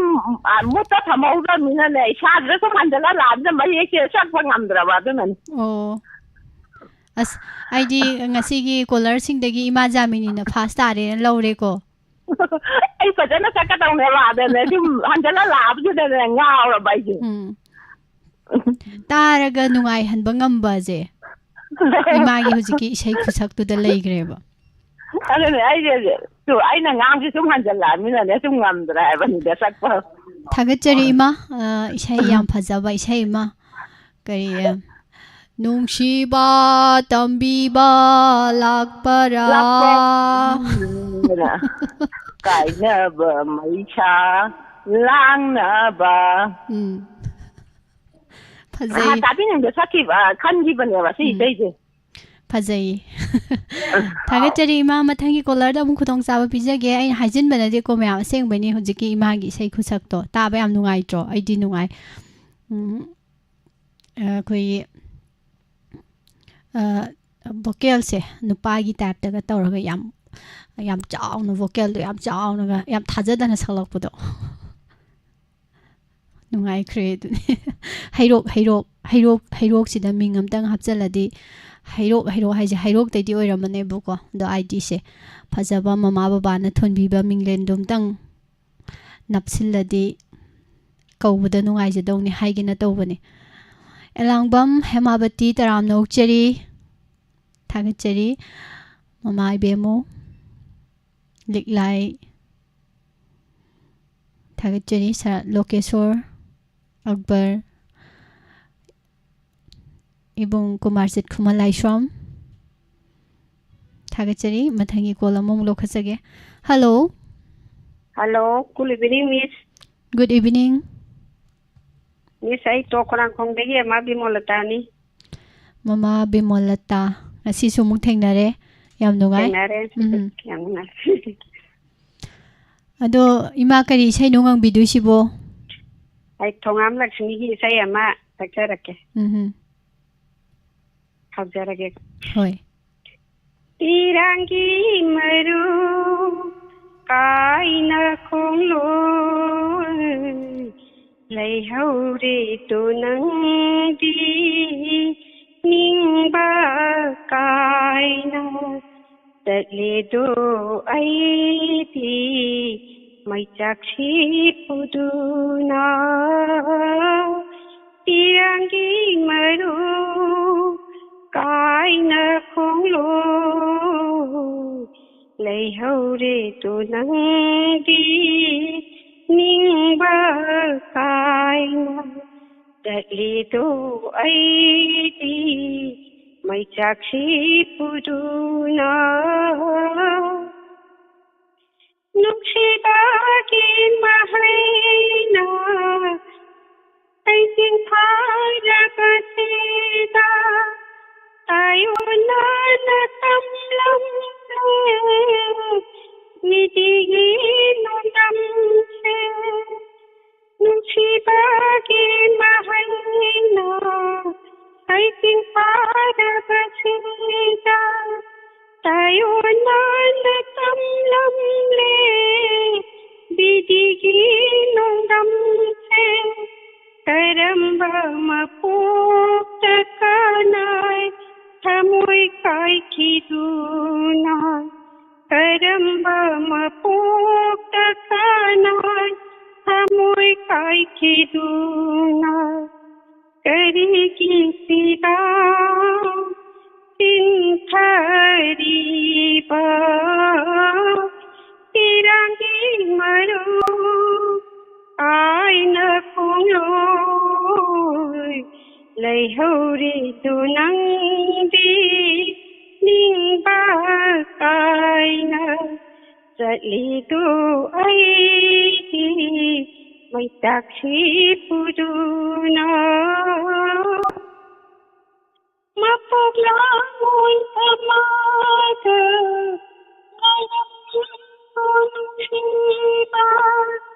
Tupang kapay natin Biglangoy na Mapaglangoy pamada Ngayong siba Tupang kapay biglaoy na lingbatong leroy ng di tandang mapukiti lehaw ro punong siba palun sikiwang mata irang imaro ay makulong Lehauri tunanggi mingbatay na Gatlitu ay may taksi puduna Pinangin maro ay nakuloy Lehauri tunanggi mingbatay na Gatlitu ay may saksi puduna Ito siyempre Isay ma sumngang jiran khalamani je isay je tarubda loi kauthokre kari isay no ngangen khalambado yam phajaba iche thongram lakshmi gi yam phajaba isay ma mayamda khudol tambiramba yam nungai je iche Thagachari hana mathangi kolarda mu khudong sawa pijage ima thokpam thoinuna imagi wahaido mukta pabiradi nungai gadabani aigi pendabagi wakat ha hai pendabai wakat se mamangda wakat se thambigrabra khangdre tai udre aina jengba kandadi Taram nokchari ma Hemalata Ningthaujam Haishi Taram nokchari Miss Tandan Thagachari Thank you Nehru Yam athubada haitare ko ID change tawbirakpa Nehru Hairok UFO Good evening Thank you ahan bani haitare Nehru na simaina ga koi ID se Ming yaurak sum leidana ko hapak pakanda khoina mingse happy da dinungai ni ga haibada ngasina hanbani ni heruna minga athuba matam do onthok pirak pase nungai jagre thank you imango bisoro khaibam karong taram nokchiri thengi majing asidi iche sunita ngom thagachari nine narem ibemhan thagachari pumnamak matam som laisilakte Do caller lokachage mathangi Hello Taram nokchari ming laifam haibiu Misai lamadung de ingbi Je ingbi gi palira Bisa phone ga sukam phangide Phone je hujikan je phangba yam ware haini je sukam phangdre Adu phone tawbiri ba mayam se khoigi inkalak liba like su tammi ba haitare ko satra sing gumbo oiramaga dedi diamond da wahong review da call o tobugi mahutta IS ki exam thana ba lari oina pau gan haining ba haitare adu budi hairabane ima ibel sing da budi masi hai yara roidrabani na boko haijadrabani ba ado hena like da budi IS ki exam thabado dugi like pa ban hena like do male ba yam dungai matam khoine nga anga ngori nge gido aduda adumana khonara madi noi pharoida hoi ado ekta khoigi angamba thongna lingjen puthokta call jam tang phangadi na hotna biriba mayam khuding mak thagachari hana khoigi ayuk ki pung 8 makhai da su amukta phangjadriba caller singi khudong saba pijadana live phoning program thamjari bani masi da su phangde haiba waka sing la imni tawrise ado ngasi phangiba hayeng tawraroi ꯑꯗꯒꯤ ꯍꯌꯦꯡ ꯐꯪꯈꯤꯕ ꯃꯊꯪ ꯇꯧꯔꯣꯏ ꯁꯨꯝ ꯇꯧꯔꯛꯄꯗ ꯃꯔꯨꯞꯁꯦ ꯑꯩꯈꯣꯏꯒꯤ ꯃꯤ 100 ꯃꯔꯨꯞ ꯇꯧꯕꯗ ꯃꯦꯝꯕꯔ 100 ꯂꯩꯕ ꯃꯔꯨꯞ ꯑꯃ ꯇꯧꯕꯗ ꯑꯍꯥꯟ ꯑꯀꯣꯟꯒꯤ ꯑꯗꯨꯝ ꯁꯦꯔꯦꯜꯗ ꯑꯗꯨꯝ ꯆꯠꯂꯤꯗꯅꯀꯣ ꯏꯆꯦ ꯑꯗꯨꯃꯥꯏꯅ ꯇꯧꯗꯅ ꯗꯥꯎ ꯌꯥꯕꯈꯩꯅ ꯃꯃꯥꯡꯗ ꯗꯥꯎ ꯌꯥꯗꯕꯁꯤꯡꯅ ꯃꯇꯨꯡꯗ ꯇꯥꯕ ꯑꯗꯣ ꯃꯥꯅꯤ ꯃꯁꯥ ꯑꯗꯨꯃꯥꯏꯅ ꯑꯣꯏꯅ ꯈꯟꯇꯣꯛꯅꯔꯀꯥꯟꯗ ꯑꯃꯨꯛꯇꯪ ꯄꯨꯡ 7:30ꯒꯤ ꯂꯥꯏꯚ ꯐꯣꯅꯤꯡ ꯄ꯭ꯔꯣꯒ꯭ꯔꯥꯝꯗ ꯀꯣꯜ ꯐꯪꯗꯕꯁꯤꯡꯅ ꯑꯗꯨꯝ ꯃꯊꯪ ꯇ꯭ꯔꯥꯏ ꯇꯧꯕꯤꯔꯒ ꯐꯪꯅꯕ ꯍꯥꯏꯇꯥꯔꯦ ꯑꯣꯠꯄꯤꯔꯣ ꯍꯥꯏꯕ ꯋꯥꯐꯝꯁꯤꯒ ꯂꯣꯏꯅꯅ ꯏꯆꯦꯒꯤ ꯏꯁꯩ ꯑꯃꯨꯛ ꯃꯌꯥꯝ ꯄꯨꯟꯅ ꯇꯥꯃꯤꯟꯅꯖꯔꯒꯦꯀꯣ ꯍꯣꯏ ꯃꯨꯠꯇ ꯊꯝꯕꯤꯌꯣ ꯍꯣ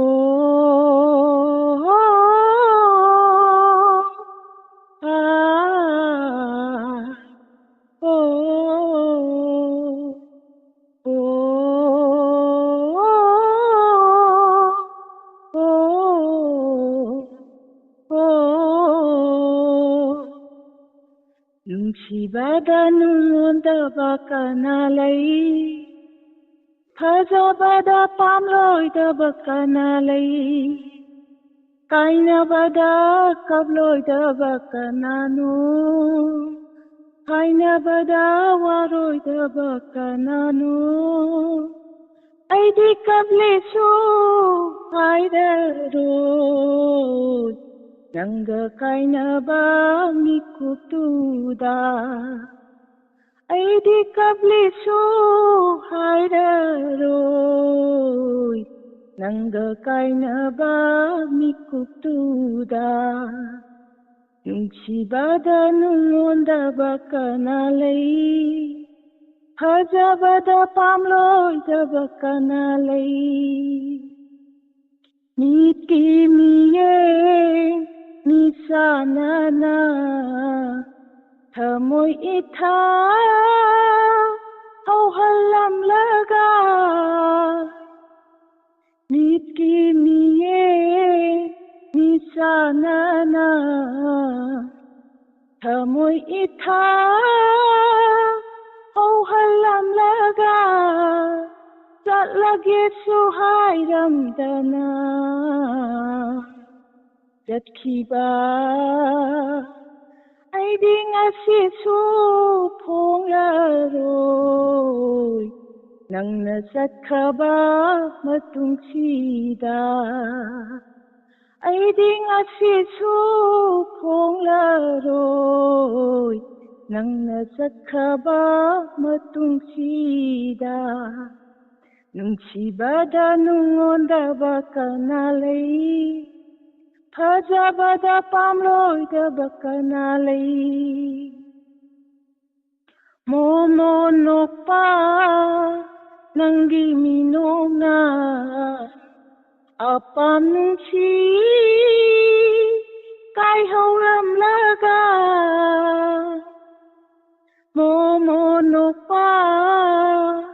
ꯅꯪꯒꯤ ꯃꯤꯅꯣꯛꯅ ꯑꯄꯥꯝ ꯅꯨꯡꯁꯤ ꯀꯥꯏꯍꯧꯔꯝꯂꯒ ꯄꯨꯛꯅꯤꯡ ꯋꯥꯁꯨ ꯐꯣꯡꯗꯣꯛꯂꯝꯗꯅ ꯆꯠꯈꯤꯕ ꯅꯪꯒꯤ ꯅꯃꯤꯡꯁꯨ ꯍꯪꯂꯔꯣꯏ ꯅꯪꯅ ꯆꯠꯈ꯭ꯔꯕ ꯃꯇꯨꯡꯁꯤꯗ ꯅꯪꯒꯤ ꯅꯃꯤꯡꯁꯨ ꯍꯪꯂꯔꯣꯏ ꯅꯪꯅ ꯆꯠꯈ꯭ꯔꯕ ꯃꯇꯨꯡꯁꯤꯗ ꯅꯨꯡꯁꯤꯕꯗ ꯅꯉꯣꯟꯗꯕ ꯀꯅꯥ ꯂꯩ ꯐꯖꯕꯗ ꯄꯥꯝꯂꯣꯏꯗꯕ ꯀꯅꯥ ꯂꯩ ꯀꯥꯏꯅꯕꯗ ꯀꯞꯂꯣꯏꯗꯕ ꯀꯅꯥꯅꯣ ꯍꯥꯏꯅꯕꯗ ꯋꯥꯔꯣꯏꯗꯕ ꯀꯅꯥꯅꯣ ꯑꯩꯗꯤ ꯀꯞꯂꯦꯁꯨ ꯍꯥꯏꯔꯔꯣꯏ ꯅꯪꯒ ꯀꯥꯏꯅꯕ ꯃꯤꯀꯨꯞꯇꯨꯗ ꯑꯩꯗꯤ ꯀꯞꯂꯦꯁꯨ ꯍꯥꯏꯔꯔꯣꯏ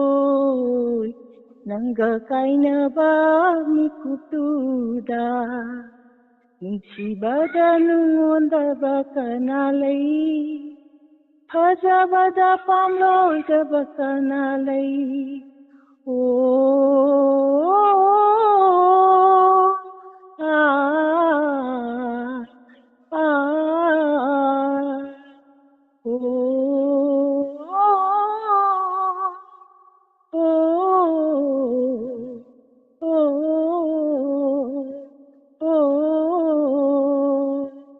Miss Loijer ꯏꯁꯩꯁꯦ ꯍꯧꯕꯗꯒꯤ ꯃꯀꯣꯛꯇꯒꯤꯅ ꯂꯣꯏꯕ ꯐꯥꯎꯕꯁꯦ ꯑꯃꯠꯇ ꯍꯦꯛ ꯆꯤꯊꯗꯅ ꯌꯥꯝ ꯐꯖꯅ ꯈꯨꯗꯣꯜ ꯇꯝꯕꯤꯔꯛꯑꯦ ꯏꯆꯦ ꯊꯥꯒꯠꯆꯔꯤ ꯏꯆꯦꯅ ꯑꯔꯣꯏꯕ ꯀꯣꯜꯁꯨ ꯑꯣꯏꯖꯔꯒꯦ ꯁꯟꯗꯣꯛꯆꯔꯤꯕ ꯏꯁꯩ ꯁꯛꯅꯁꯤ ꯊꯧꯔꯝ ꯑꯁꯤꯒꯤ ꯊꯥꯒꯠꯆꯔꯤ ꯏꯆꯦꯕꯨ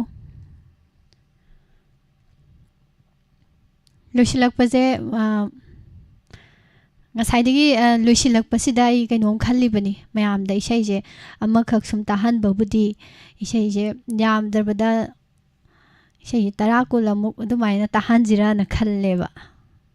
ꯀꯃꯥꯏꯅ ꯇꯧꯁꯤꯒꯦ ꯈ꯭ꯔꯤꯁꯇꯤꯅꯥ ꯊꯧꯅꯥꯎꯖꯝ ꯇꯔꯥꯝ ꯅꯣꯛꯆꯔꯤ ꯊꯦꯡꯛ ꯌꯨ ꯁꯩꯇꯕꯃꯥ ꯁꯤꯡꯒꯥꯝ ꯊꯥꯒꯠꯆꯔꯤ ꯏꯆꯦ ꯁꯨꯅꯤꯇꯥꯅ ꯃꯣꯟꯗꯥ ꯌꯥꯝ ꯅꯨꯡꯉꯥꯏꯕ ꯃꯥꯜꯂꯤꯀꯣ ꯍꯥꯏꯁꯤꯅꯤ ꯃꯌꯥꯝꯒꯤ ꯀꯨꯝꯍꯩꯁꯦ ꯌꯦꯡꯖꯔꯒ ꯃꯣꯟꯗꯥ ꯌꯥꯝ ꯅꯨꯡꯉꯥꯏꯖꯔꯤ ꯃꯣꯅꯤꯀꯥ ꯇꯤ ꯑꯩꯁ ꯇꯔꯥꯝꯅ ꯑꯣꯛꯆꯔꯤ ꯃꯌꯥꯝ ꯄꯨꯝꯅꯃꯛ ꯉꯁꯤꯗꯣ ꯁꯧꯒ꯭ꯔꯤ ꯊꯣꯡꯕꯅꯦ ꯑꯗꯒꯤ ꯑꯉꯧꯕ ꯈꯔ ꯑꯃꯅꯦ ꯑꯗꯨꯃꯥꯏꯅ ꯇꯧꯔ ꯆꯥꯈ꯭ರೆ ꯑꯗꯣ ꯃꯌꯥꯝ ꯏꯁꯩꯁꯦ 10 ꯀꯨꯟ ꯑꯃꯨꯛ ꯑꯗꯨꯝ ꯁꯛꯂꯛꯑꯒꯦꯀꯣ ꯌꯥꯏꯀꯣ ꯌꯥꯔꯦ ꯍꯥꯏꯕꯒꯤ ꯏꯪꯒꯤꯠꯇꯤ ꯄꯤꯔꯛꯑꯦ ꯑꯗꯣ ꯑꯩ ꯏꯁꯩꯁꯦ ꯖꯔ ꯖꯔ ꯍꯦꯛꯇ ꯁꯛꯆꯜꯂꯛꯀꯦꯁꯦ ꯇꯠꯈꯤꯕꯗꯨꯃ ꯑꯩꯅ ꯅꯠꯇꯦ ꯍꯧꯖꯔꯒꯦ ꯃꯌꯥꯝ ꯄꯨꯝꯅꯃꯛ ꯍꯟꯅ ꯊꯥꯒꯠꯆꯔꯤ ꯉꯁꯥꯏꯗꯒꯤ ꯏꯁꯩ ꯉꯥꯏꯕꯤꯔꯤꯕ ꯃꯌꯥꯝ ꯉꯥꯏꯕ ꯉꯝꯗꯗꯅ ꯆꯠꯈꯤꯕꯁꯤꯡꯗꯣ ꯋꯥꯔꯧꯏ ꯍꯥꯏꯅ ꯃꯌꯥꯝꯅ ꯍꯣꯔꯦꯟ ꯍꯟꯈꯤꯕꯗ ꯇꯝꯕꯤꯌꯨ ꯑꯩꯒꯤ ꯏꯁꯩ ꯉꯥꯏꯕ ꯉꯝꯗꯅ ꯆꯠꯈꯤꯕꯁꯤꯡꯗꯣ ꯊꯥꯒꯠꯆꯔꯤ ꯏꯁꯩ ꯍꯧꯖꯔꯒꯦ ꯑꯩꯒꯤ ꯏꯁꯩꯗꯩ ꯍꯥꯟꯅ ꯍꯧꯔꯛꯑꯒꯦ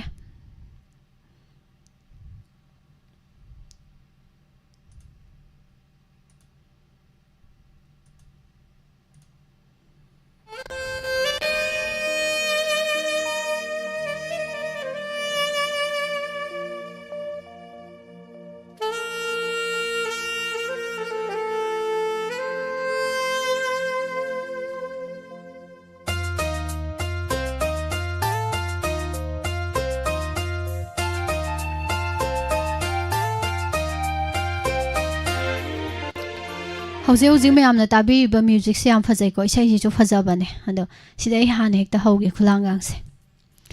ꯀꯨꯃꯣꯜ ꯑꯃ ꯂꯥꯛꯄꯁꯤꯗ ꯈꯨꯗꯣꯜꯁꯤꯗꯪ ꯇꯝꯂꯛꯀꯦ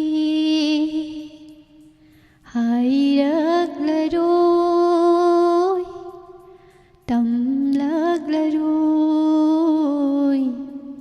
ꯈꯜꯂꯨꯔꯕꯅꯤ ꯃꯇꯝ ꯀꯨꯏꯅ ꯀꯨꯃꯣꯜ ꯑꯃ ꯂꯥꯛꯄꯁꯤꯗ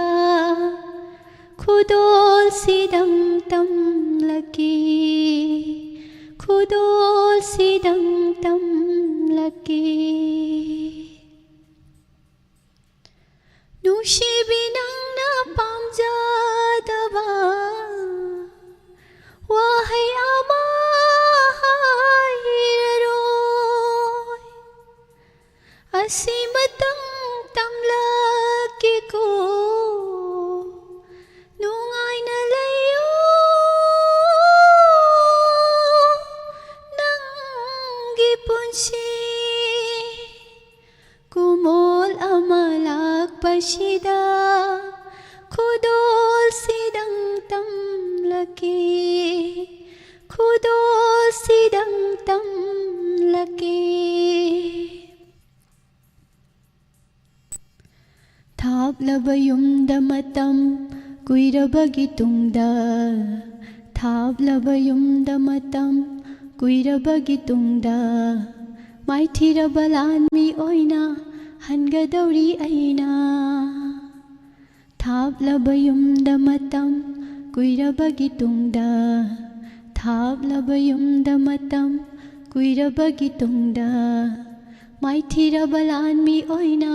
ꯍꯟꯒꯗꯧꯔꯤ ꯑꯩꯅ ꯄꯖꯦꯡ ꯐꯤꯔꯥꯟ ꯐꯪꯒꯦ ꯂꯥꯛꯄꯒꯤ ꯇꯨꯀꯤ ꯎꯃꯪꯗ ꯂꯃꯣꯛꯅꯔꯤ ꯄꯖꯦꯡ ꯐꯤꯔꯥꯟ ꯐꯪꯒꯦ ꯂꯥꯛꯄꯒꯤ ꯇꯨꯀꯤ ꯎꯃꯪꯗ ꯂꯃꯣꯛꯅꯔꯤ irol iya takla tungda isana ishabu sakhang lagde apami hogi mairan bisa mangda jagoi sharam laga apami hogi mairan bisa mangda jagoi sharam laga kanadari khallabara matam loiri hallagira kanadari khallabara matam loiri hallagira punsi isai sakna sakna aina phamli torban sida punsi isai sakna sakna aina phamli torban sida hilakpa ngai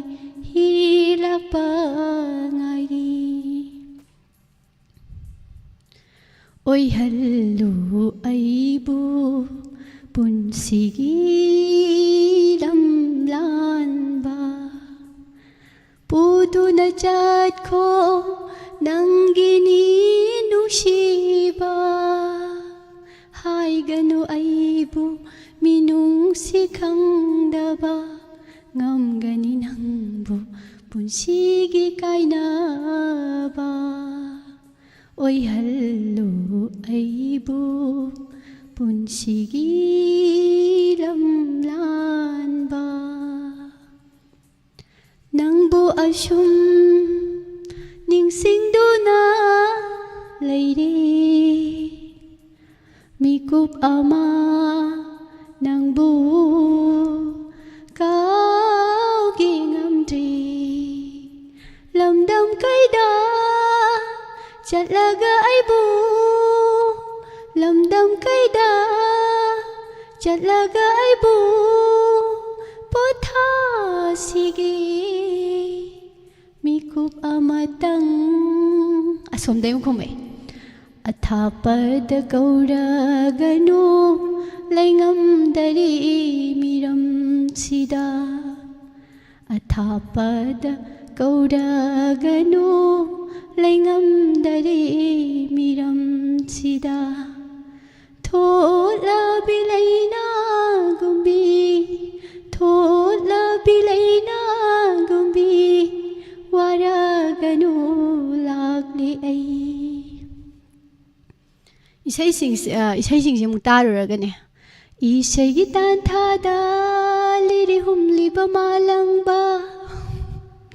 isai gisai hekta ipam hauriba malangba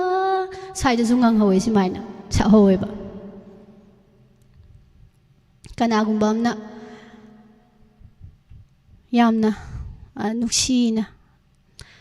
sotharaba khonjelda ko sotharaba thawai pudanane nahaki awabashu aingonda takthokte aihaki nungaitabashu nangonda khanghande wari waminnai nungaire nungai minnai wari waminnai nungaire nungai minnai ashukuina tinarakpa nanga nushiraba aigi thawai manga kaidongai kainani nanga kanagumba mana achikpada idom phamlingai ningsinglai nangbu na tawraga so lehobsu dum yaweba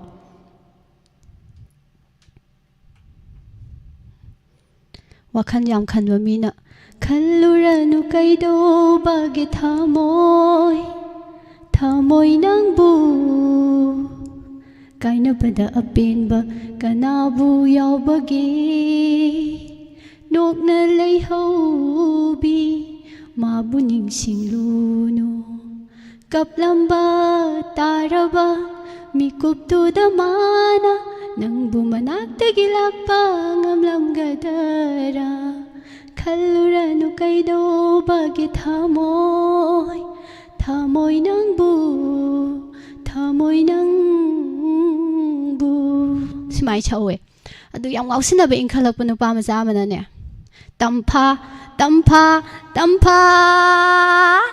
tampa ibema thamoi aigi rani o asumna saobasu yawe loisalaje thank you ma'am swaida ꯊꯥ ꯑꯃꯒꯤ ꯅꯠꯇ꯭ꯔꯗꯤ ꯃꯊꯣꯡ ꯀꯌꯥ ꯆꯥꯔꯣꯏꯗꯧꯔꯤ ꯉꯁꯤꯒꯤ ꯏꯁꯩ ꯁꯛꯅꯁꯤ ꯊꯧꯔꯝ ꯑꯁꯤꯕꯨ ꯃꯌꯥꯝꯅ ꯁꯔꯨꯛ ꯌꯥꯕꯤꯔꯛꯇꯅ ꯃꯄꯨꯡ ꯐꯥꯕ ꯊꯧꯔꯝ ꯑꯃ ꯑꯣꯏꯍꯟꯕꯤꯕꯒꯤꯗꯃꯛꯇ ꯍꯟꯅ ꯍꯟꯅ ꯊꯥꯒꯠꯆꯔꯤ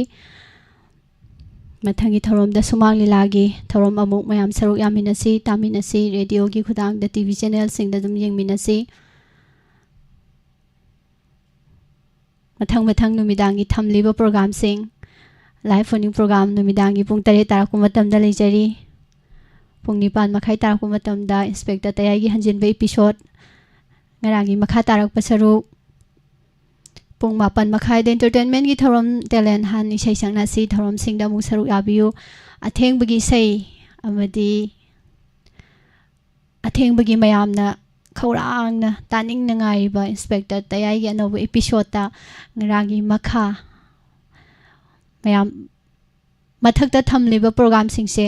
ꯇꯥꯅ ꯌꯦꯡꯅ ꯏꯟꯁꯄꯦꯛꯇꯔ ꯇꯌꯥꯏ ꯑꯅꯧꯕ episode ꯉꯥꯏꯃꯤꯟꯅꯁꯤ ꯄꯨꯝꯅꯃꯛꯄꯨ ꯍꯟꯅ ꯊꯥꯒꯠꯆꯕꯒ ꯂꯣꯏꯅꯅ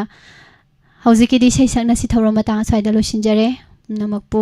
ꯊꯥꯒꯠꯆꯕꯒ ꯂꯣꯏꯅꯅ ꯄꯨꯁꯄꯔꯥꯅꯤ ꯂꯥꯏꯁ꯭ꯔꯝꯅ ꯑꯃꯨꯛꯀ ꯍꯟꯅ ꯃꯌꯥꯝꯕꯨ ꯈꯨꯔꯨꯝꯖꯔꯤ